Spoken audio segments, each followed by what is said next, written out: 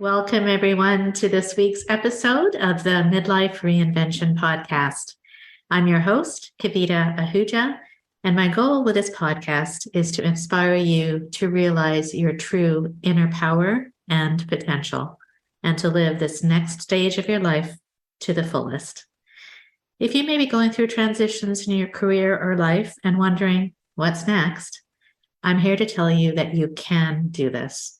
And I want you to believe and say with confidence, it's my time now. To this end, I interview incredible women for this podcast who share their stories of reinvention and who will give you their advice on how to overcome the obstacles in your way to reach your vision for yourself in this next stage of life. This week, I'm super pleased to have on the show Dr. Jeanne Retief.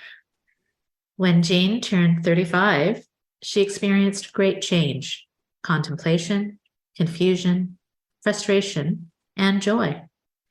She invested so much of her energy in becoming an expert in her field, but realized that the career she had built with a single-minded focus no longer fulfilled her or inspired her. It was a confusing and frightening realization. Facing a health and soul crisis, she decided to make a big change. She integrated her human rights background into Figgi, which allowed her to seek serenity and still experience the adrenaline rush of creating something new. This is what Figgi is to her. It is her best life. It is her Figgi life. So welcome to the show, Jeanne. How are you doing today? Oh, thank you so much. I'm so good. And I'm so happy to be here. I love your introduction. It's so beautiful. And I subscribe to that fully. Oh, thank you. Well, you have such a beautiful smile and presence. And I know that you're South African, but you live in Portugal right now. So I love the fact that we can connect all over the world through, I know some people say, oh, technology, but this really is amazing that we can connect with people all over the world. So I really appreciate you being here. Thank you so much for having me. It really is so nice that we can almost be in the same room, but we're in different countries. It's crazy. So Jeanne, I wanted to get into what Figgi is, but before we do that, I kind of alluded to it in the introduction, and that something had kind of changed and happened to you as you turned 35, and which led you to change the course of your life and your career. So can you tell us about that and what happened to kind of, I would say, maybe trigger your reinvention? Yeah. I think it was just, I call it the breaking. It was just an amalgamation of so many things that I had not taken care of and that I had not recognized and given space to in my life, that all came together in this one point.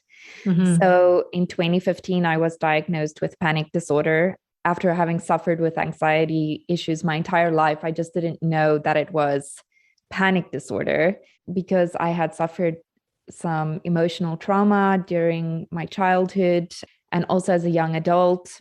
And all of these things kind of caught up with me, leading to the diagnosis. But post-diagnosis, I had a really hard time accepting it and accepting that this was my new life and how it changed my life. So I tried to bulldoze through it and just kind of bargain with it and act as if it didn't happen. And then when I turned 35, it was the same year we immigrated to Portugal.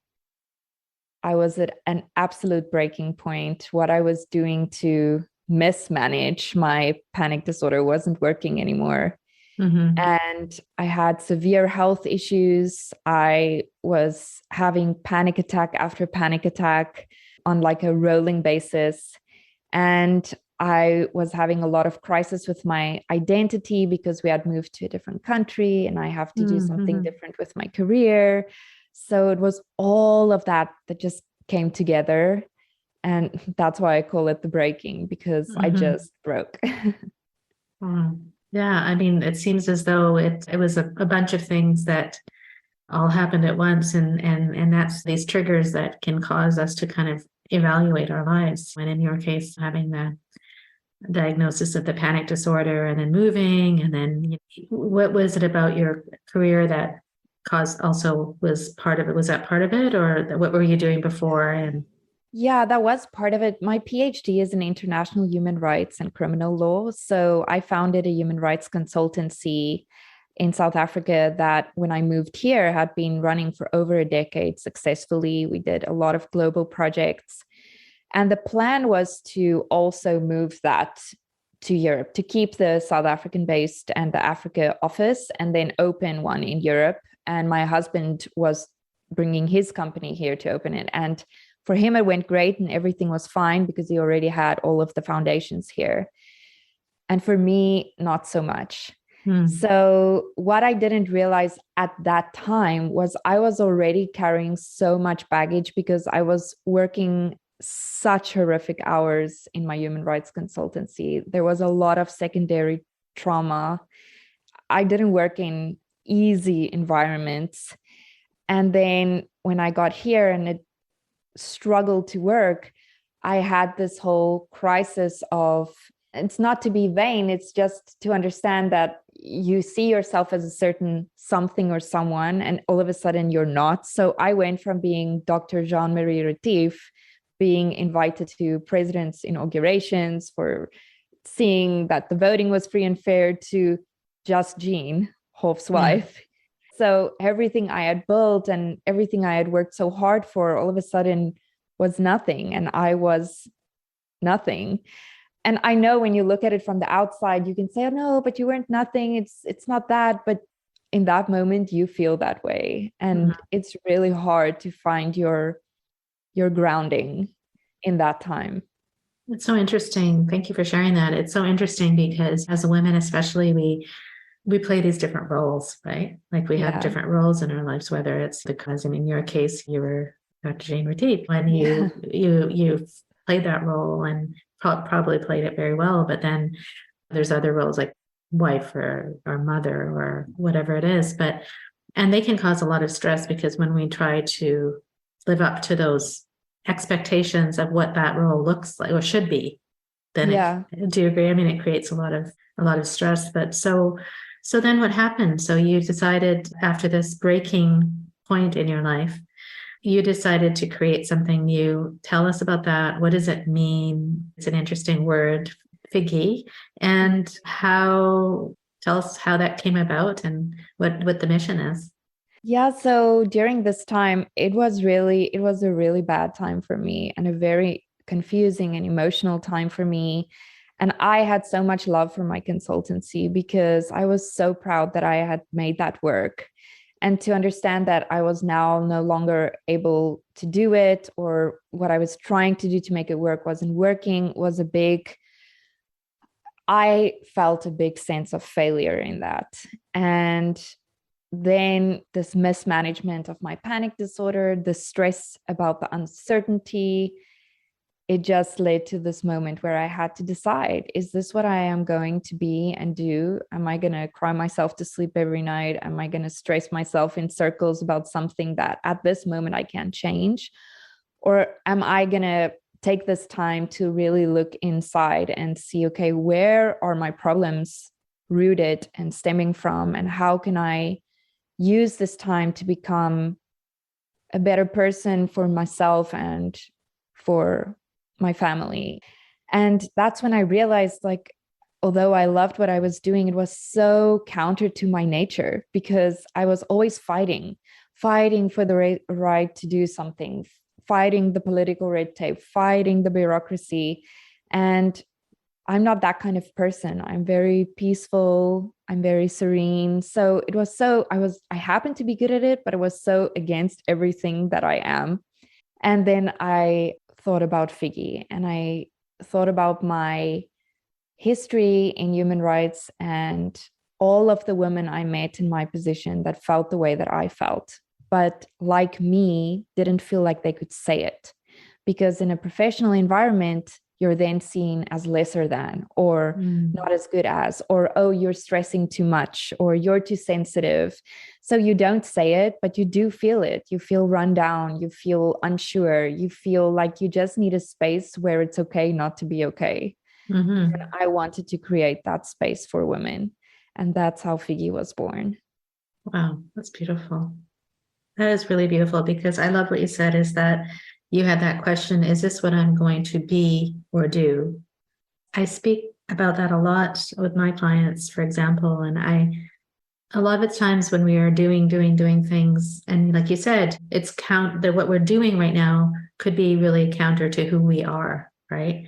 And so, and then you start questioning yourself and your abilities, and then there comes a point, which you did, where you have to look inside and ask that question and Yes. see and it's amazing that you took what you did in your past career and moved it into this, but also were able to identify who it is that you want to serve and why, right? So yeah, I think that's a big question. Is this what I'm going to be or do? I think it's a really big question, right? And it's important. Especially if you integrate it with illness diagnosis like this, Yes. because mental illness has such a stigma around it. And it's not like you have a broken bone, you can see you have a broken bone, you need to take medication you can't see it. And then often it's misjudged.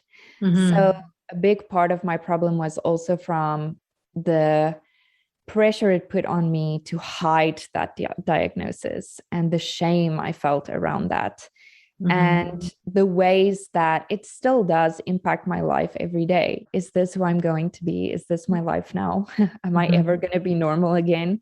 So it's related to the diagnosis as well. And then tying in all the career uncertainty and everything. Yes. Yes, I was going to ask you about that, because I mean, you're very open with it, and then I appreciate that, because a lot of people do suffer from abuse and panic disorder, and you alluded to it a little bit, but how could you share, how did these experiences kind of shape you, and how did you, I know you talked about it a little bit, but how would you advise people to really kind of, despite these illnesses, kind of navigate kind of a successful life regardless, or in spite, or maybe you have to just learn how to live with them. I don't know. I still struggle. It's every day you wake up, you have to start over and try again. And for me, it worked to just try and get to a space where I'm okay with, if I have a bad day, it's just a bad day. I am going to have relapses. It's going to happen. It's just the way that I'm wired. But to feel guilty about that, and to feel down on myself about that, and to wonder what I could have done differently to avoid it, makes it so much worse. I went from having 30 bad days and one good day to 2 bad days and 28 good days. Yes. So if that's a day that I wake up and I think, okay, today the best I can do is focus on surviving, then that's okay. Today I'm going to focus on surviving. But to say that I have advice for others on how to do it and still live your life, it's so difficult to say, because everybody in this situation is led there for different reasons. And what works for you may not be what works for me. And that's why I am so against how to advise, because it really stunted my journey to healing a lot, because it puts so much extra pressure on me to do things the right way and see things the right way and think about things the right way. So I just would say, find what works for you and don't be too hard on yourself, because all these things that tell you, oh, I found the secret recipe, you'll never have a panic attack again, or you'll never have. For me personally, that's not true. If you've been diagnosed with it, this is the way that you're wired. And whatever you need to do to make peace with that, and to be kind to yourself when you do inevitably have a relapse, that's what really changed the game for me. So true. Yeah, it's hard sometimes. People think there's a one size fits all answer to everything, but it's absolutely not true, right? Yeah, but I think what we can do is by listening to stories like of people who've gone through it and see how they've kind of dealt with it, then that might trigger something within our own lives that maybe this is something that I can try, or maybe not. But it's good to I guess listen to how other people have dealt with it. And I guess I wonder is if you're changing your career and creating Figgi, was that part of kind of, did that help you in your healing process? And would you say that, how would you say to other women who are maybe like looking at a career change, for example, or who are thinking, I'm not really quite happy with what I'm doing. However, all these other things, obstacles come in our way, that mostly coming down to fear of how do we actually do this new thing. And What would you say to those women who are looking at starting something new like you did? I mean, I think it really did help me in terms of two things. It has been a cathartic experience for me in terms of talking about my abuse history, because I never really talked about it. And getting over that point where the more you talk about it, the more almost normal it becomes. And the more normal it becomes, the more you're okay to make peace with it. The same with my diagnosis. Talking about it more removed a lot of the shame for me that held me back. So when I decided to make this career change, I think the one thing I said to myself was, look, changing this because you think it's going to be easier or make your life better is the wrong reason to do it, because nothing worthwhile is ever going to be easy. You're always going to have obstacles. So I just said to myself, if you feel like leaving behind the consultancy, choose something else that will challenge you. Don't choose it because it's easy. So, I mean, I chose my first product range to be skincare, which is so completely different from my legal background. And I went back to school and did my cosmetic chemistry certificate. And I've always had a passion for it, but it was challenging. And it was good because it keeps you busy and it keeps you focused and it challenges you as a person. And it's so nice, or for me at least, it was so nice to see new things about yourself and learn things about yourself and have those moments where you can say, oh, I can do this. I actually can do this. So yeah, I would say if you're going to make a change, just make sure you're not making a change because you want it to be easier. Do something challenging that will still fulfill you. Yes, I can attest to that because when I made a change from, going from the corporate world to this, what I'm doing now, it was definitely challenging because it's a whole new environment, a whole new way of working. It's challenging, but it's also very invigorating, I would say. Yeah. Right. So I think that's great advice because you don't just do it just so that because you want life to be easier, because it probably won't become easier, but it'll definitely become, I would say, more fulfilling. So tell me a little bit about what does Figgi mean? It's amazing that you went back to school to pursue this, and tell me a little bit about what it is.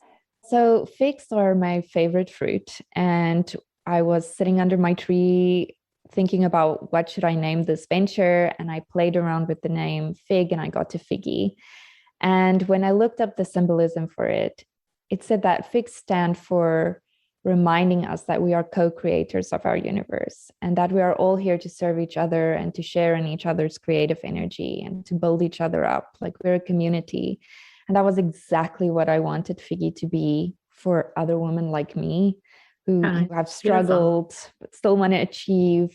And that's how I got to Figgi.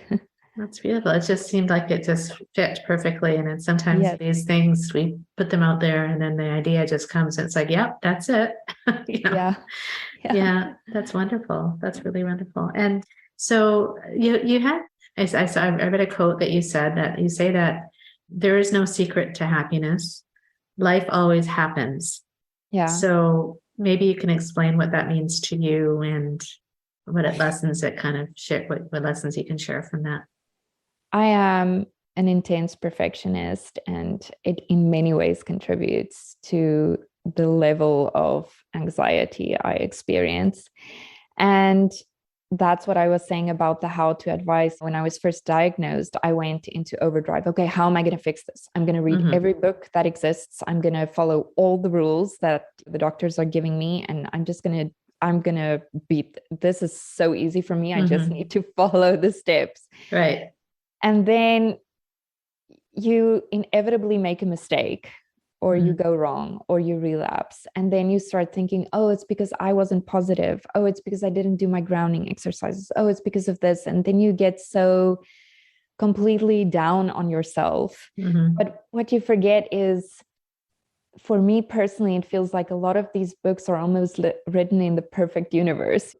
Every day, life throws things at us, curveballs that we don't expect, like that you can't possibly prepare for.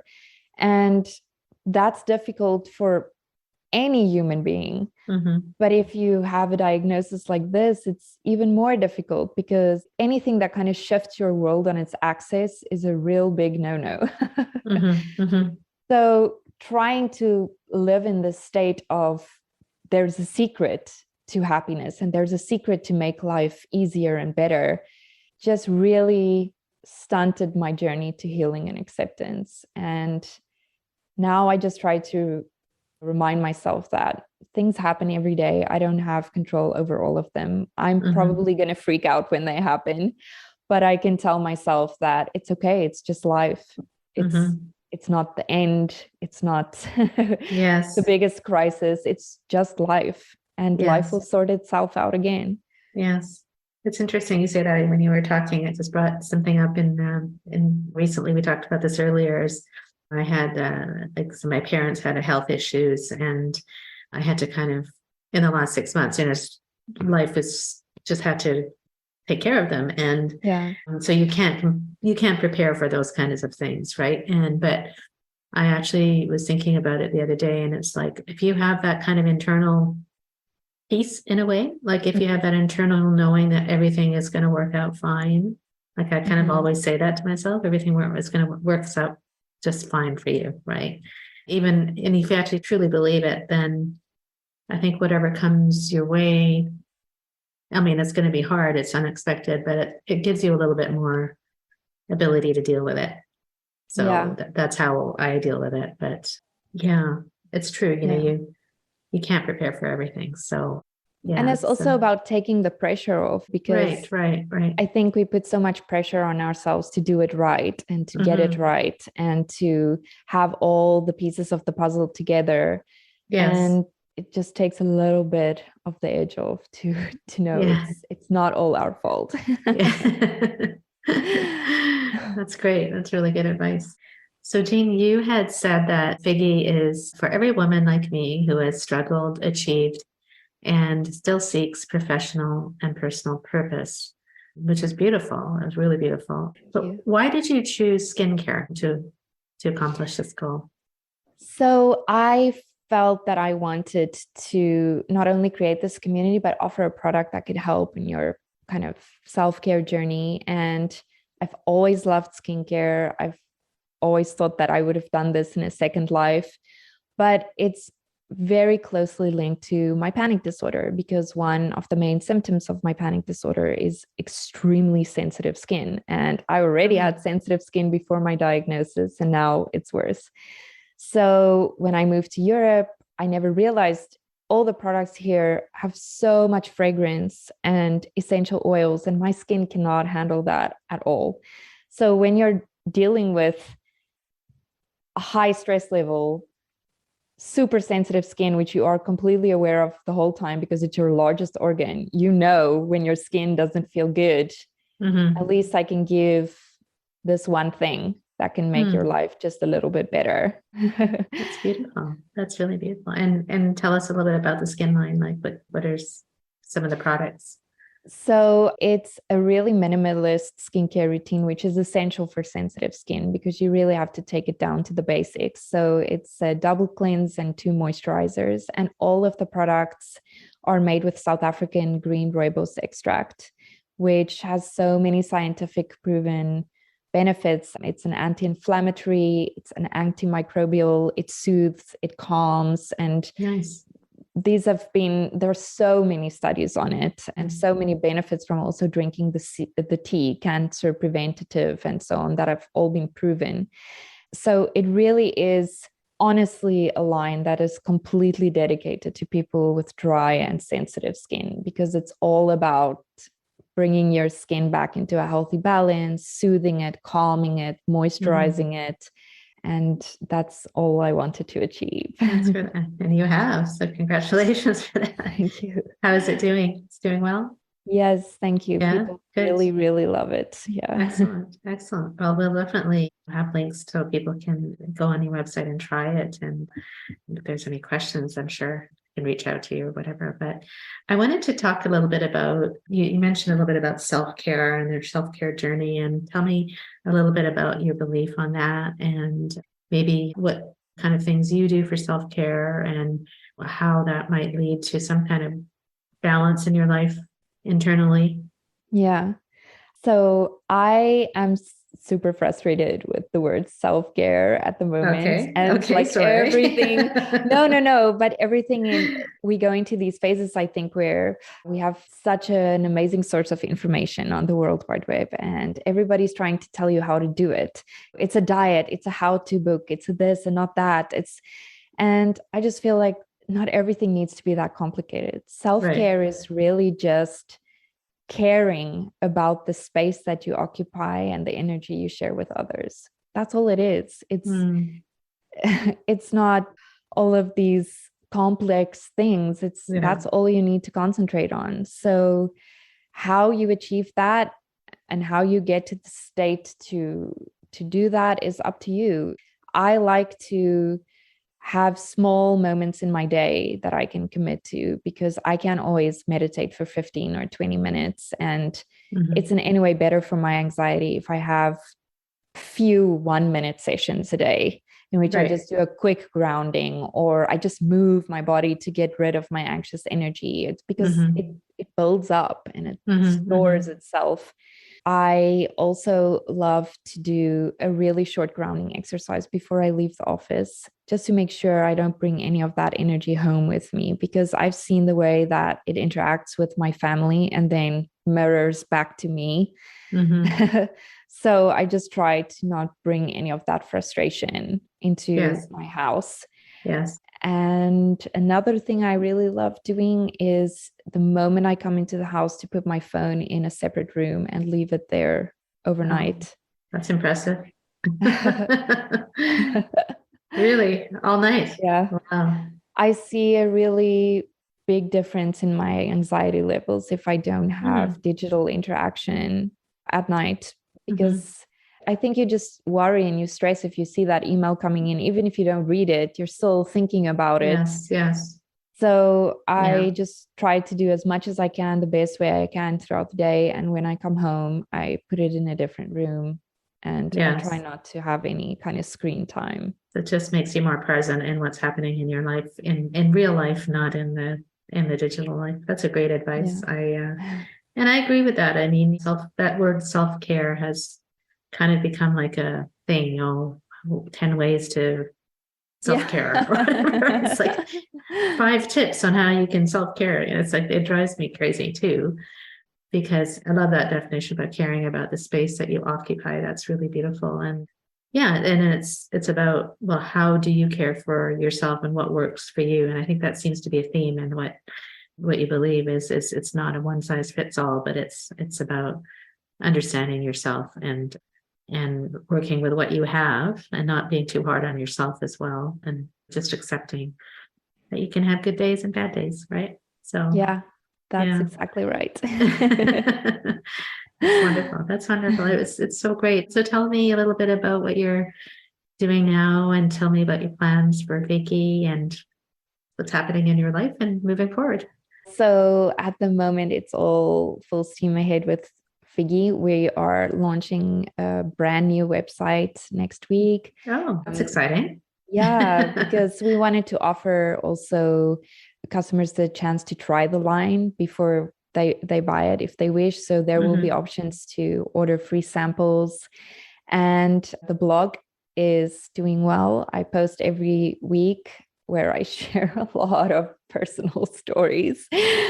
And we have the My Figgi Life podcast with recurring guests every week. And I'm working on 2 new products to add to the Figgi line, which will be targeted treatments for sensitive skin. Wow, that sounds like a lot. Yeah. You're taking one day at a time, are you? Yeah. I have to. Yeah, that's wonderful. That's really exciting. So if you can tell us again the name of the podcast and your website and how people would find you. So you can actually just find everything on figgilife.com, Figgi life.com. And it will link you to the blog, the podcast, the shop, the subscription, the goddess Yes. subscription, everything you need. Goddess subscription. Oh, that's nice. Yeah. I like that. Well, that sounds wonderful. I think I'd love to. I might try it myself. I'd love to. I'd love to see how that works because I mean, everybody's skin is different, but I love it that it's for women who have that sensitive skin and just need that extra nourishment and care. So that's wonderful. Yeah. So thank you, Jeanne. Is there anything else, any kind of last comments you'd like to kind of share or any thoughts that you might have at this moment? No, I'm just so grateful to have been here and to have spoken to you. I really, really love your podcast and I love your message and I connect with it so much. So thank you so much for having me. I appreciate that. I really appreciate it. Your honesty and your sharing your life story and what you're doing now is very inspiring. And that's what I hope people who are listening will get out of it is that, no matter what kind of obstacles you have in your way, there's ways to deal with them and do what you understand, what you really love and go for it. So you're a testament to that. So thank you for sharing. Oh, thank you so much. Good luck with everything. Good luck with the new website and all the new exciting things that are going on in your life.